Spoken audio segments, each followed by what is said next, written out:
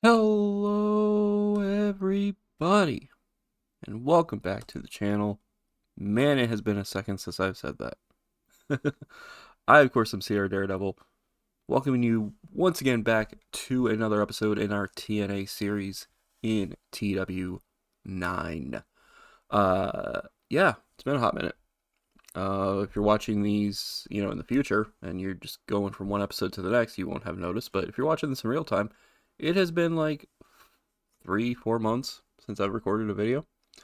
Um, I did a kind of a quote unquote comeback video the other day. Kind of explain some stuff, but I did say in that video that I was going to be breaking down specifics with a lot of our series heading forward, and kind of going from there. So, we, um, we, I, heading forward with the TNA series. It will be continuing. Do not worry. It is still going to be continuing. We're on the road to Bound for Glory 2015. We're going to keep going. All that stuff. But it won't be used as, it won't be happening as frequently as it was before. Before, it was at least every couple of weeks or so I was busting out an episode of this. I'm not sure how often this series will be happening. I'm going to try to keep it going somewhat frequently, but you may be waiting a few weeks between episodes. To help make up for that, heading forward in this series, we will be having a little bit longer videos because the weekly shows, the impacts, will be getting doubled up in videos. You will be getting 2 episodes of Impact for the price of 1. And also touching on explosion stuff if anything pops up on there that's noteworthy. But that's how that's going to be. So pay-per-views are still going to be their own episode, like this one, because this one is the No Surrender 2015 pay-per-view. But heading forward, Impacts it'll be doubled up, so you'll get 2 episodes of Impact in one video. Kind of help make up for the fact that the series won't be showing up as often with everything else I have planned. It's also not a terrible thing. For those of you out there who don't necessarily like the longer videos, it's, sorry, I guess. For those of you who do like the idea of that, there you go. There's that. So, but, like I just said, we have a episode to get into because it is time for No Surrender 2015.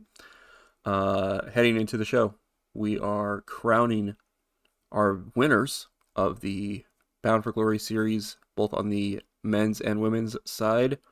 We have the semifinals and the finals for both here tonight. We also have a couple of grudge matches happening on this show, and just a lot of crazy stuff to get into. So without further ado, let's dive into it. We have a couple of pre-show matches we're opening the show with today. As the former tag team champions, the Motor City Machine Guns beat the Bravado Brothers and Eric Young and Pete Williams at 940. I forgot that it was set up as an elimination matchup, but that's fine. But the idea was it was supposed to be just a regular triple threat tag match, but it's fine. It's fine. 63 rating. As you see, it says the match was designed to tell a specific story. The Guns were not happy about the fact that they were on the pre-show. They are former tag team champions. They just lost those belts a couple weeks ago to the American Wolves, that is. And they are not happy about the fact that they are on the pre-show of No Surrender now because of it. So we're going to be kind of telling a little bit of a story with the Guns heading forward of them, that kind of thing. But they get the victory here. 63 rated matchup. Not bad. Not too bad there. Another pre-show match sees the former Knockouts Tag Team Champions, the Lucha Sisters, defeat Sexy Smarts, which is Veda Scott and Shaul Guerrero. who have kind of become a team a little bit more on Explosion, but they've been, kind of popping up here and there and different things. Because I found out that they have excellent chemistry teaming together, so I was like, all right, well, tag team. But this got a 53 rating, which is actually not bad. As the Lucha Sisters get the victory when Leva Bates pins Shaw Guerrero with the dinner to go. Leva was the top performer of the match, had a 50 rating. Shaw Guerrero got a 40, so she's getting there. I mean, granted, that got boosted a little bit because of her tag team chemistry, but she's starting to get a little bit better. So you might not be too much longer before you start seeing her in a little bit more singles action, even on Impact itself, because she's been working mostly on Explosion, but we might be seeing her popping up as a active wrestler, or not active wrestler, but she might be wrestling a little bit more on Impact over, especially as a member of the House of Truth. She's currently managing the All Night Express, but she could be wanting to bring some gold of some sort there. Veda Scott, by the way, not a member of the House of Truth. They just are a tag team that's working together. Veda's also one of the commentators on Explosion, so it's kind of one of those, like, she's doing that part-time and this part-time kind of thing. Maybe she could end up joining the House of Truth in the future. Who knows? But nevertheless, the former Knockouts Tag Team Champions get the victory here in this matchup. And then one final pre-show match for No Surrender 2015. In front of 20,213 people, by the way, in the Izod Center in New Jersey. We have The Narrative defeating Juice Robinson and the Von Erichs in 901 when EC3 pins Ross Von Erich with the 1%. EC3 had a shoulder above everyone. Of course, he could not get into the Final Four of the BFGS, and so he is teaming up with the rest of the Narrative. We'll have to see where things head forward with the Narrative. EC3 was unable to grant himself a world title match like he wanted out of that, so maybe he has to try to approach it a different way. And I'm sure Dixie is not too thrilled about it, but it is what it is. He carried the matchup though, 64 rating. Everybody else kind of struggling a little bit, but it's all right. It's kind of to be expected. That's also why this was on the pre-show. Just ignoring that. It's not a churn. We're gonna be doing. There's a couple of gimmick changes that I don't want to do at the moment for this, so nobody's churning there. All right, we open up the main portion of No Surrender with our semifinal matchup in the BFGS that sees Roderick Strong defeat Abyss in 9:59 by pinfall with a half Nelson backbreaker. 79 rating for the match. Very hot way to start off the show. Roddy with an 82, Abyss with a 66, and Roderick Strong moves on to the finals later in the night. Against who? Well, we will find that out later in the night. But 79 rating, very good stuff here. The fact that Abyss got in the Final Four is really cool. I have, some character stuff for him heading forward, so we'll have to see how that plays out. But yeah, really great matchup to open up No Surrender here tonight. Then we have a semifinal matchup on the women's side of things, or the knockout side. I might take a little bit of a pause here for a second. I might actually be dropping the knockouts part of things for TNA. I know it's a legendary thing, and they're even still considered knockouts to this day. But I don't know. I kind of like the idea of it just being women's more, but we'll see. We'll see what happens. Nevertheless, April Mendez defeats Rosemary in 10-16 by pinfall with a Shining Wizard to move on to the finals of the Knockouts BFGS. 64 rating for the match. Good stuff. Rosemary the 41. Oof. She's I really like Rosemary. I've been a fan of Rosemary since she I've been a fan of Courtney Rush since way before Rosemary ever became a thing. But I've been a fan of Rosemary, since her start of TNA, and I kind of really, I wanted to get behind her decently in this series, but those in-ring performances are kind of a little bit rough. And I don't know, because it's, a lot of them, she's been having a lot of these, and there's not, I mean, inconsistency in a poor gimmick, I guess. So even if I got her a better gimmick, it would be only, you know, it might only be a couple points better. So it's like she's been kind of, it's been kind of a little difficult to really like be like, oh, I'm gonna really get behind her and push her really hard or whatever, because she just hasn't really been doing it like much. She hasn't really been getting there. But to be fair, she did end up in the final four of this whole thing, so there's, you know, a little bit of a thing there. So we'll see. We'll see what happens with Rosemary, but she loses to April Mendez, who has still remained undefeated here in TNA and has a chance later in the night to secure herself a shot at the Knockouts Championship at Bound for Glory. Then we go backstage, where it turns out that there is a crazy ruckus happening, and that's because AJ Styles and Smojo have found each other backstage and are beating the hell out of each other. They are fighting with each other like crazy. Security and backstage officials are trying to get involved in everything, and they're getting beat the hell out of. It's one of those things where, like, they're getting AJ and Joe are getting separated, so then AJ and Joe just decide to start fighting everybody that's keeping them from getting to each other. That's when the local police show up, and after a bit, they get both put in handcuffs. They are led away, still trying to go after each other, still trying to pull away from the cops, try to go after each other. As commentators talk about how this blood feud, or talk about how this has definitely become very much a blood feud between the two at this point. 81 rating. So there you go. Joe and Styles are, you know, after Joe turned on Styles last month, they are wanting to just beat the living hell out of each other at this point. We'll have to see where things go with that. Then we have our 6-man tag team matchup that was set up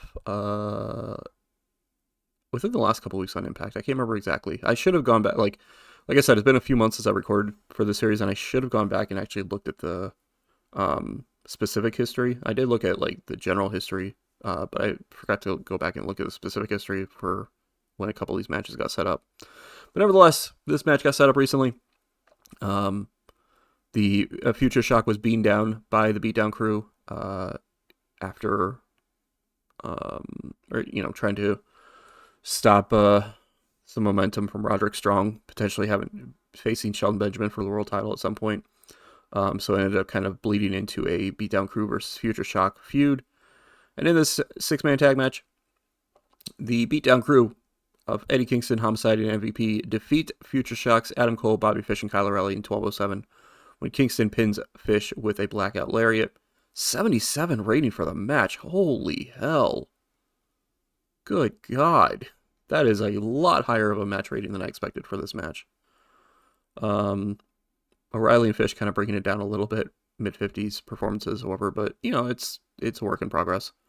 Eddie Kingston with an 80, good God. That might be the highest performance he's had in this series, that's for sure. But yeah, really good stuff here as the Beatdown Crew get a victory over Future Shock. But, as I just mentioned, if Roddy is able to win later tonight and ends up lining himself up with a shot at the world title at Bound for Glory, you gotta imagine that the Beatdown Crew and Future Shock are not going to be done with each other at that point. Then we have our second of our two semifinal matches in the knockouts side of things. And in a surprise bit of an upset, Mio Shirai defeats Cheerleader Melissa in 8:48 by pinfall to Surprise Cradle. 61 rating. So Mio Shirai moves on to the finals where she will be taking on April Mendez for the shot at the Knockouts Championship at Bound for Glory. So bit of a surprise there. Cheerleader Melissa clearly upset about what just happened. She is completely shocked after the victory, after the match is over. But Mio moves on to the finals. 61 rating for the match. Good stuff there. Melissa with a 63, Mio with a 50. Also somebody I'm trying to push a little bit, but not... Mio's a little bit better, but also somebody I'm trying to get pushed a little bit, but it's not 100% working out yet, but it's fine. It's fine. We'll get there. But yeah, Mio Shirai with a victory. Cheerleader Melissa, very shocked and surprised after what just happened, as she will not be in the finals to challenge for the Knockouts title at Bound for Glory. So we'll have to see what happens there. And then I put this in the middle of the card because I knew it wasn't going to do super great. But, I mean, still got a 76, which is really good. But non-title match sees Jay Lethal defeat D'Angelo Dinero in 840 by pinfall, the flying elbow drop to move on to the finals. So the finals on the men's side will be Roderick Strong versus Jay Lethal. Winner of that match will move on to Bound for Glory to challenge for the TNA World Heavyweight Championship. 76 rating. Still really good, despite their chemistry issues. I need to, like, now that the Bound for Glory series is over, I need to stop putting these two in the ring against each other because they don't have the chemistry. I mean, to be fair, they did do a 76 rating, which is not bad. Like, I will gladly take a 76 rated match for a singles match in this series. But yeah, I need to stop. Now that the Bound for Glory series is over, I need to keep these two away from each other. It also doesn't help the fact that they're both heels. Like, that's also kind of awkward.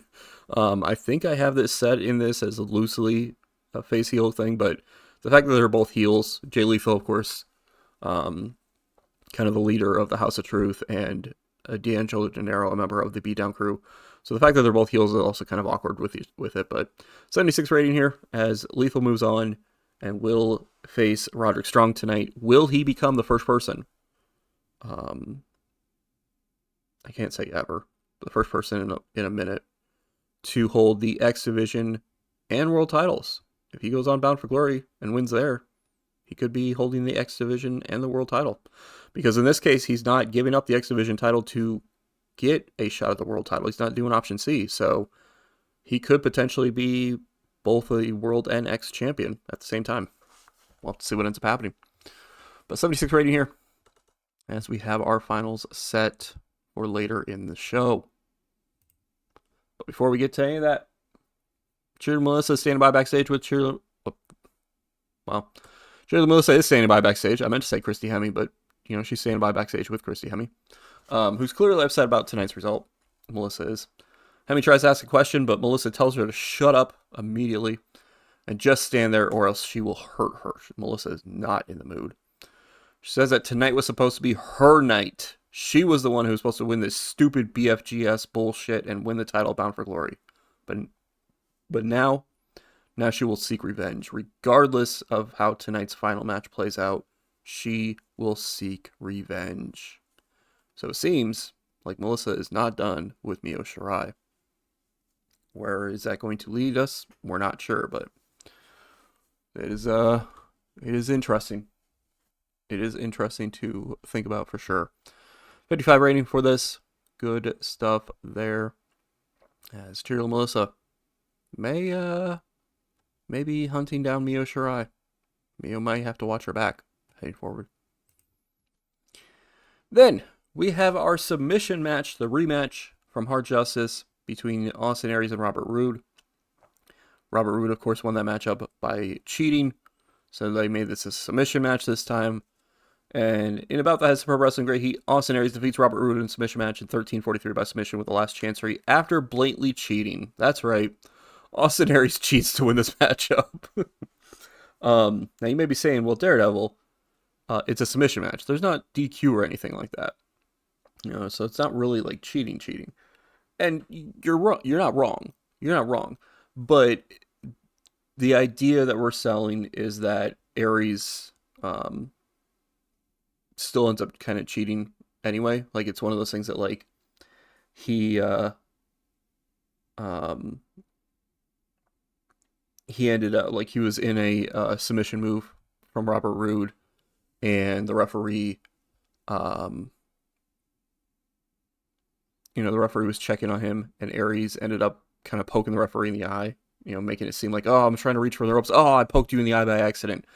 And ended up tapping out. And so everybody's like, oh, Robert, everybody starts booing like, oh, Robert Roode wins, boo.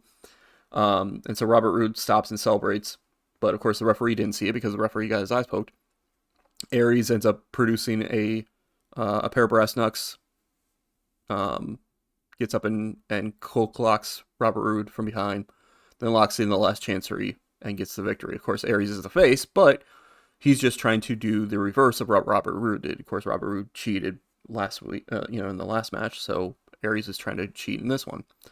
And, Rude is out because he got hit with the brass knucks, and Aries puts in the last chancery, and when the referee is able to kind of get back into things, kind of pay attention again, he checks on Robert Roode, who's in the submission move, and Robert Roode's of course not answering, so Aries wins the match. So 83 rating as this feud really kind of continues here. Aries kind of, did a Robert Roode thing. He cheated to win the match, just like Robert Roode did last month. 83 from Roode, 78 from Aries. Robert Roode starts coming to at the end of the match as Austin Aries is celebrating. And he immediately starts arguing with the referee. He says, Aries tapped out. Aries tapped out and you didn't see it, and blah, blah, blah. And the referee specifically says, I didn't see anything. And Roode is very upset about this, arguing the fact that he got Aries to tap out, but but unfortunately the referee just didn't see it. Roode is clearly frustrated as Aries continues to celebrate in the ring. So 78 rating, and it seems like this may continue. Then we have our TNA Knockouts Tag Team title matchup. I think it's a 57 rating, which is not bad at all. As the Canadian Ninjas defeat the Decays, Katarina and Daphne in 8:53, when Portia Perez pinned Katarina with a sweet Portia music. The Canadian Ninjas make defense number 1 of the Knockouts Tag Team titles. So there you go, 57 rating for this match, which is pretty good, honestly. We haven't had it's been a hot minute since we've had the Knockouts Tag Team title match, first on the actual main card of a pay-per-view, and secondly in the middle of the card, which unfortunately the reason why it hasn't been is because a lot of the ladies have been not popular enough for it to, without being penalized, to be on the main card. So having the titles on the Canadian Ninjas, who have a bit of popularity and can defend the titles without having a penalty to it, is a good thing there. As they make defense number 1 of the Knockouts Tag Team titles. 51 from Portia Perez, who had the performance of the match. Katarina with 43. Also, in game wise, Daphne is, I think she's set to retire in the next few weeks. I gotta double check and make sure. I know it's gonna be very soon, because it was like a month or two ago in game wise that she said she was gonna be retired from in-ring action. So she doesn't have much longer left. So I wanted to kind of be, nice about it and be like, here's at least one more title match before, not that, she ever really held a lot of titles, but like, here's at least a title matchup before you officially retire from in-ring competition kind of thing. I'll have to double check and see if she's not retired by Bound for Glory, I may try to do some kind of match for her at Bound for Glory. But if she retires before that, then obviously that won't be a thing. But, just kind of a thing where it's, here's this cool thing for you. I've always been a fan of Daphne, so in-game wise, I want to kind of give her a little bit of a, not necessarily, a hey, you're, riding off with the crown and heading into the sunset kind of thing, but just kind of a nice little mini push in a way before she retires. She's still going to be, because she just retired from in-ring action, so she's still going to be the manager for the Decay. Katarina, Rosemary, Abyss, Crazy Steve. Jimmy Jacobs is also kind of quote-unquote a manager for the Decay now as well, but he's also a wrestler. But Daphne will still be she'll be associated with the Decay, still as a manager, and kind of go from there. But yeah, 57 here. Good stuff. Canadian Ninjas get their first defense of the Knockouts Tag Team titles. However, as they are celebrating, someone or someones come out to I guess congratulate them, as Serena Deeb and Gail Kim come out onto the stage. Of course, they have been having this weird friendship kind of thing over the last year so far. It started off with Gail Kim wanting to be friends with Serena Deeb, the two trying to do this friendship thing, trying to be tag team partners, all that kind of stuff.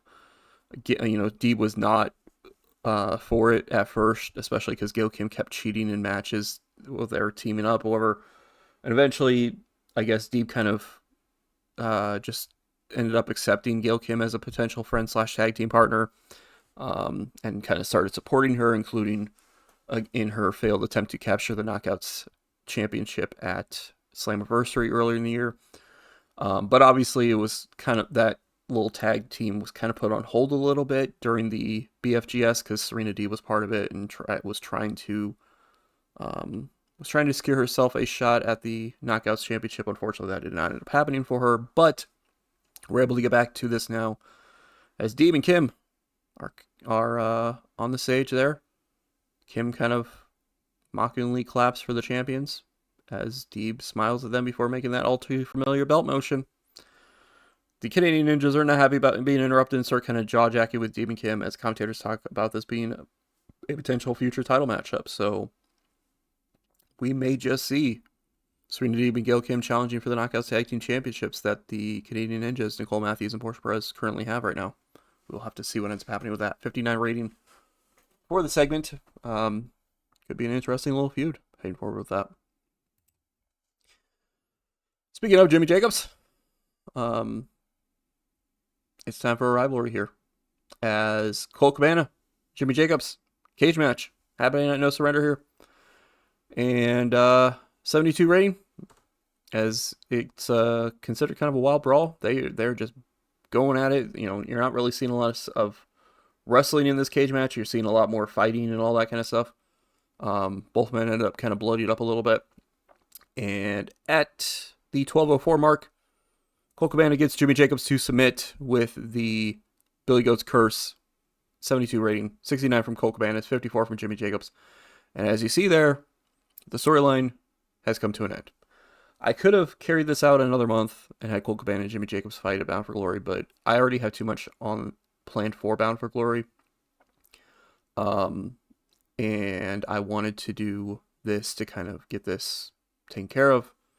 And also this has been going for a little bit. You know, the turn only happened a few months ago in game wise.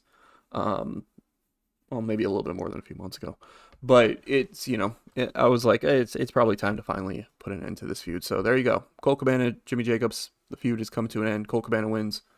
He'll move on. Jimmy Jacobs, will have to see what ends up happening with him heading forward. These former tag team champion partners are done with each other once and for all. Well, I can't say once and for all because they will probably end up having some sort of interactions again in the future, but it's not, you know, it's going to be one of those things that if it happens again, it's not going to be for a while and all that kind of stuff. We move on. Magnus is backstage. Huh. All right. I'm a little confused by a few notes there, but I'll go over those in a second. Magnus is seen backstage on the phone talking with someone, talking about how much something costs. He's, you know, how much is this going to cost? I see. All right. Yeah, I can show up. You just give me a few moments. I'll get the I'll get it, everything put together. He just kind of trails off a little bit because that's when Sierra Daredevil shows up. Magnus is like, you know what? I'll call you back. I'll call you back. Daredevil, you know, I'm like, listen, I know what you're doing. I know exactly what you're doing right now. And normally I would tell you to stay out of it. You know, I know how this is going to play out, and normally I tell you to stay out of it. But, you know, the time I've been here, the time you know, in the year and a half or so that I've been an authority figure here in TNA, I realize I've been a bit harsh towards you. You know, we've had our issues. You and Mickey have had, you know, have not been treated the best by myself and Maria Kanellis. So I'm going to let you get involved in this. I'm not going to try to stop you. But I'm just going to let you know. I'm just giving you a warning. Those two, and, you know, I am very careful to not mention which two I'm talking about, but it's probably kind of obvious. Those two are at the point where they're going to rip each other apart. They're also going to rip apart anyone else who gets involved in it. So the warning, tread carefully. I then walk off as Magnus seems very confused before apparently going to call the person back. 69 rating. Nice rating. Magnus improvised well throughout the segment because he refused to be scripted. I apparently enjoyed the freedom of going off script. That's a surprise. I did not set that up in the game. I don't think the Daredevil character in the game has any positives or negatives. So that was just a random, hey, good job being able to improvise on the spot, I guess, so to speak. So Samoa Joe, spoilers, Samoa Joe is technically still a face. I've been meaning to try to turn him heel, but it just hasn't happened yet. Because obviously on screen wise, he's coming off as a heel now. But he's considered off screen on this, so I don't know how he foreshadowed a heel turn if he wasn't actually involved in the segment. He was considered off screen in this. It was supposed to be like we're kind of making it seem like he's part of that. And also, it didn't advance the storyline. There's a storyline set up in the game right now with AJ Styles, Samoa Joe, and Magnus is a part of it. It didn't advance the storyline, so that's also kind of weird. But nevertheless, putting the curtain back over the fourth wall. 69 rated here as Magnus is apparently going to get involved in something. We're not sure exactly what, technically. But he's going to get involved in something, and Daredevil has given him a warning to tread very carefully in doing so. Then we have kind of a random surprise match happening on the show. There's a bit of storyline behind it. Also, why didn't this not continue the storyline? Because Kurt was there. All right. we're getting a little bit of a fumble here on some of our storyline stuff. Nevertheless, 70 rating here as Charles Betts defeats Rhino from the House of Truth in a 56 by pinfall. Couple minor storyline stuff happening here. Obviously, Charles Betts, who has been very upset as of late about losing that matchup, that tag team matchup to Bad Influence. He's constantly wanting to prove himself to Kurt Angle. So he goes out here tonight, and it got revealed that he issued an open challenge on social media, and Rhino ended up accepting it because he said, I'm wanting to take on anybody, and so he was very aggressive during the matchup. He's kind of shown a little bit of a very aggressive side, which is what we've seen recently from him, where he's kind of being a little bit more aggressive than he has been lately. So much so that Rhino was kind of not really able to show his usual aggressiveness because he was just getting constantly, suplexed and tossed around and stuff like that, which was very crazy. Like the fans were just in completely shock here about everything that happened in this matchup. But I got a 70 rating. Charles Betts with a 64, Rhino with 61. Good stuff there.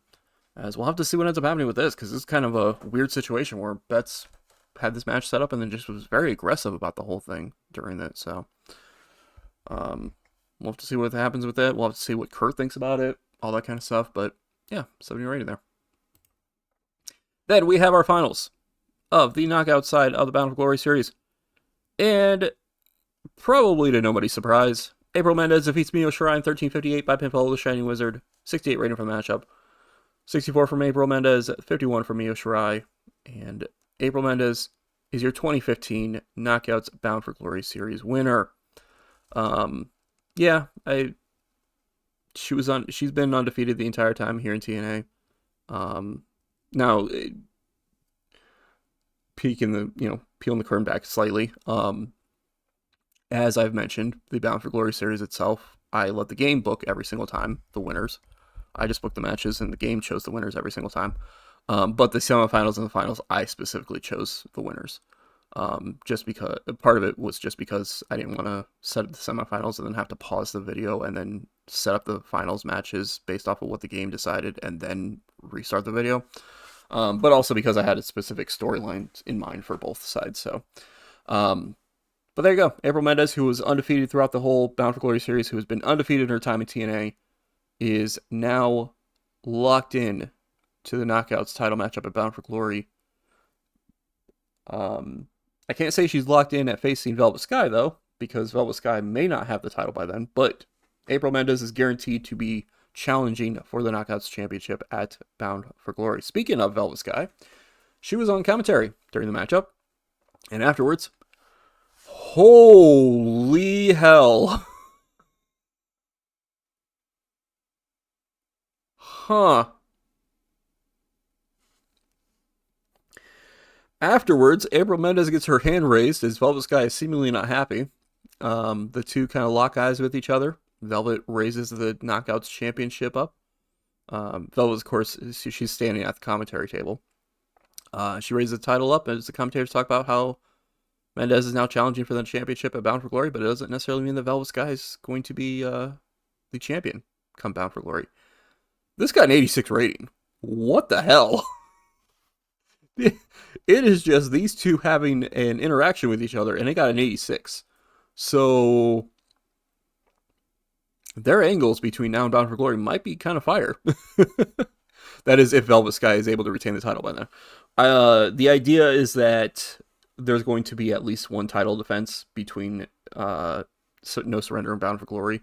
I don't know who yet, but that's kind of the idea. Is that they're kind of teasing like, hey, they're, Velvet Sky may not have the championship by then because she might be losing the title at some point between that now and then.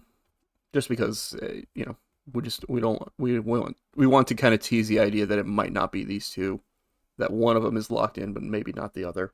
It's the same on the men's side of things. The idea is that Shelton Benjamin would have to defend the world title sometime between now and Bound for Glory as well. Against who, we don't know, but it's kind of the idea of like, oh, he might not officially be the champion at Bound for Glory kind of thing. Just teasing the idea of it. But this got an 86 rating, which is very good. And it didn't even have a storyline involved in it, which is also crazy that this got an 86 rating. But there you go. There's that. And then we have our final match of the evening. It had a lack of psychology on display with how long it was, I guess. But it's fine. As in an 84 rated matchup, Roderick Strong, the man who went undefeated on the men's side of things, defeats defeats the X Division champion, Jay Lethal, in 1822 by pinfall, the super double knee gut buster. So you had to bust out the super version of it to win the men's Bound for Glory series here in 2015. 83 from Lethal, 84 from Strong. Great stuff here. Very great stuff. 84 rating. Would have been a little bit higher if they didn't have a lack of psychology, but I'll take it. So there you go. Roderick Strong is challenging for the TNA World Title at Bound for Glory. Will he win it? We don't know. But you know who's possibly going to be standing across the ring from him? The man who was on commentary during this matchup, although he didn't say much of anything. Shelton Benjamin did not really speak at all. He was just sitting there with the headset on, even though Tenay and Borash and everything tried talking to him, and Taz, whoever, they all tried talking to him, but he didn't really say anything at all during it. But afterwards, he takes the headset off and he gets in the ring as Roderick is getting his hand raised. And the two have a stare down with each other as the commentators talk about how this could be the match at Bound for Glory before the show comes to an end. Of course, remember, these two have fought each other before. I'm pretty sure Benjamin won that matchup a couple of months ago. It was a singles matchup over. But it was a really hard fought back and forth match. So we'll have to see what ends up happening at Bound for Glory. Will Shelton Benjamin still be the champion at that point? And if so, will Roderick Strong be able to dethrone the long-reigning TNA World Heavyweight Champion, Shelton Benjamin? Or will Benjamin add another successful title defense to his reign? We'll have to see. 78 rating. The show gets an 83. I will gladly take that. Increase our popularity in 33 regions. Very good stuff there. Very good stuff indeed. Segment of the night was that Velvet Sky and April Mendez stare down. That's crazy. That is crazy. All right.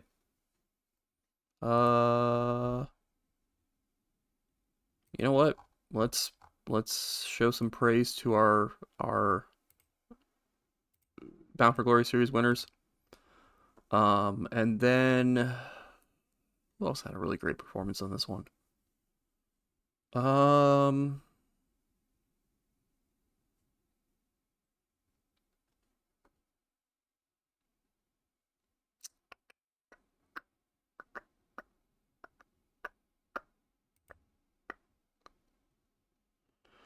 Let's do this because Rude was a little. I think he ended up a little upset about the way that the submission match ended up playing out. I think I might have had to keep him strong as well, but we'll do this anyway just to kind of bump him up a little bit because I think he's not. I don't think he's like. I don't think he's not upset by any means, but I don't think he's like super happy or anything like that. So pleased, pleased, pleased. There you go. We made $3 million on the show. We made $3 million on this B tier pay per view. I mean, we say B tier, but obviously it crowned our Bound for Glory series winner, so it's kind of a bigger deal. But yeah, there's that popularity. We went up a point in a lot of regions. Not sure why we didn't go up in England at all, but there's that. It might be because we don't have. I don't know if we have a pay per view provider in England, or if we do, it might be kind of lower. I'm not sure. Nevertheless, a lot of popularity increases. So I will gladly take those. Media scrum time. It's known that Portia Perez and Heidi Lovelace don't really like each other. Does not reflect badly on your locker room environment.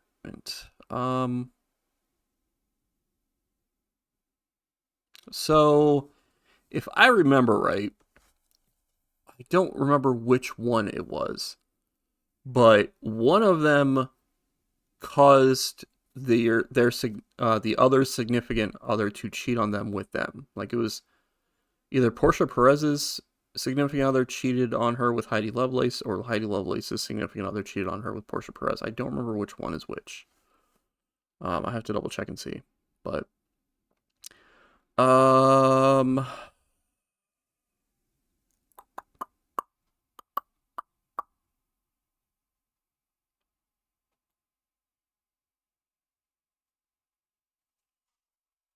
long as they remain professional, I don't intend to get involved. Your response, which showed faith in the locker room's ability to deal with its own issues, went down well backstage. Oh, well, there you go. Chris here and Kingston really don't like each other. Yeah.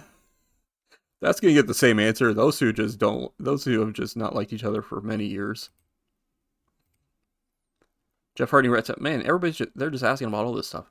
The Jeff Hardy and Rhett Titus issue is because Jeff caused Rhett Titus to have an injury, or the other way around. One of them were injured at the hands of the other, so we're just going to do that. Katarina had an off night tonight. Is her inconsistency going to hold her back in TNA?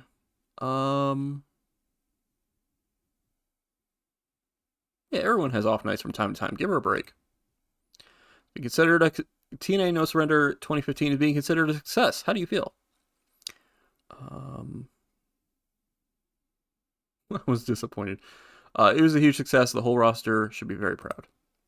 Ah, there you go. Jesse McKay is said to be very happy in TNA. You must be pleased.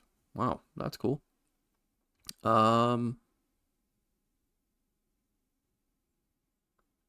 glad she's having a good time in TNA. All right. There was that. You know, I like the idea of the media scrum, but like sometimes a lot of the questions are just like meh. Like some of those issues with each other thing have, oh my god. Some of those issue things have been around for like months, so it's like, why would you ask about those in a media scrum like months later like that? And Jesse McKay being very happy. I mean, cool, I guess. So there's a reason why I just paused for a second there and said, "Oh my god."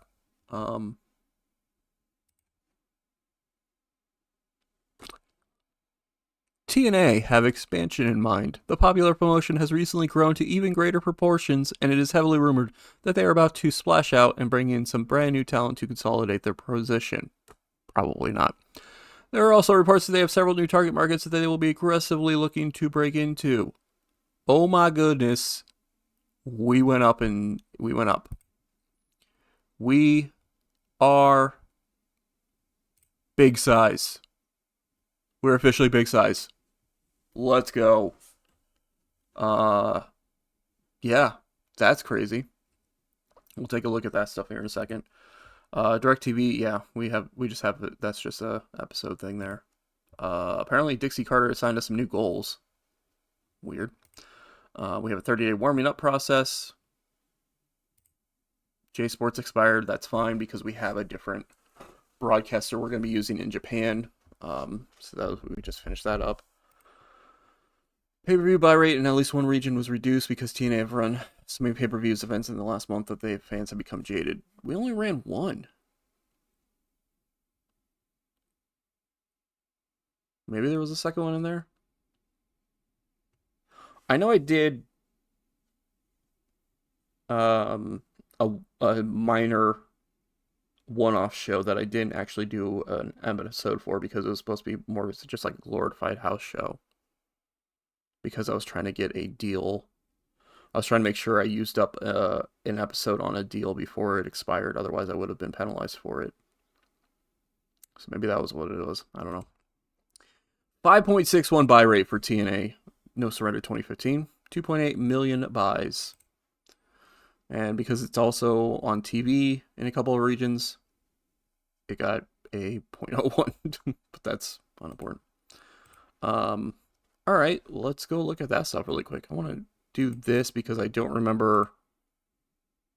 I guess there's slight spoilers there, so I'm not going to show that exactly, but let's see, owner goals. Owner goals.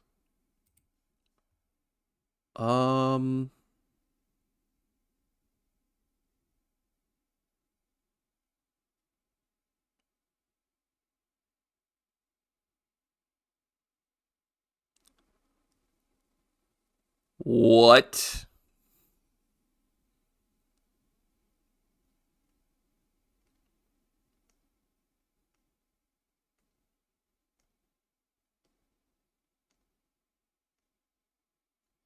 Okay. So, goal 4 and 5 has been there this whole time, which is fine. The Cole Cabana one is new. He has to reach at least 69 popularity in the US when the time expires. He's currently 64. So I just have to get behind Cole Cabana, which is fine because as you've been seeing, I've been giving him a decent push. Goal number 1 has been there this whole time. It's not fall below medium size at any point. We're obviously not in trouble for that because we're at big size right now. But goal number 2.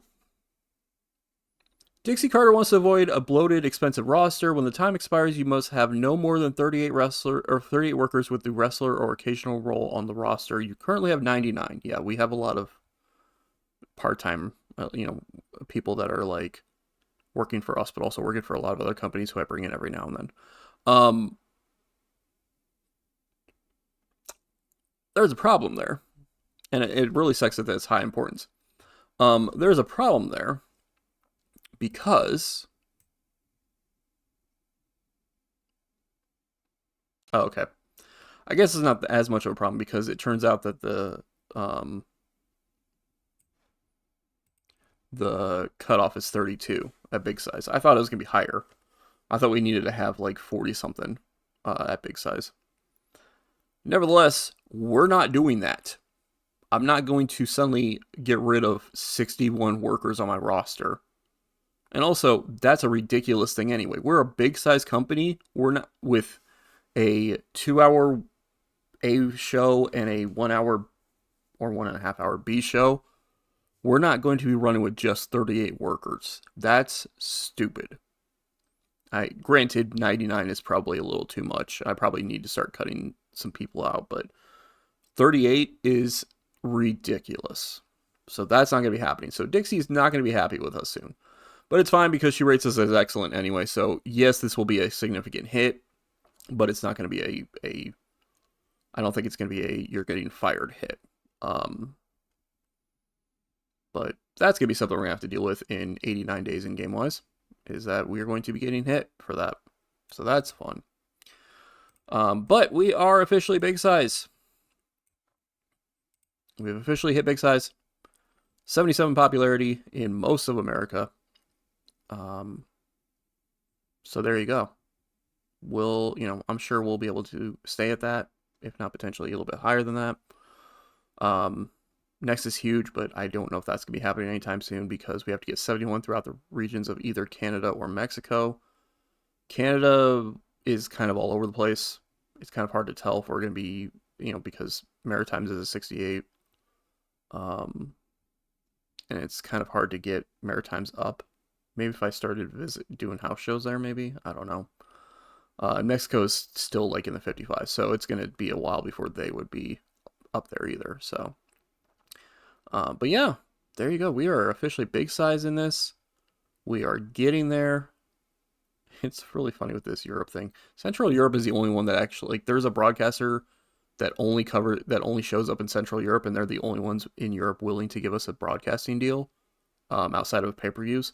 So they're Central Europe is the only one that's going up in size every week, whereas the other ones only go up whenever I run a pay-per-view. So it's kind of weird. There's that. But yeah, we are officially there. And now we are on the road to Bound for Glory. Happening in 34 days in time. In game wise, that is. And we will have to see what ends up happening. We've got an owner goal that is not going to end up happening, so we may be strongly punished for that one. But we will have to see what ends up happening. So that is going to do it for all of this. Thank you for watching. Definitely appreciate it. Great to be back doing this thing again in this 50-minute episode. I just now looked at the time. It's like, oh god, it's been going for a while. But thank you all for watching. Definitely appreciate it. Glad to be back doing this again. And there'll be another video potentially sometime later in the week. But for this series, we will see when the next one is. And we'll start officially on the road to Bound for Glory then. So thank you all for watching, and we will see you in a future video.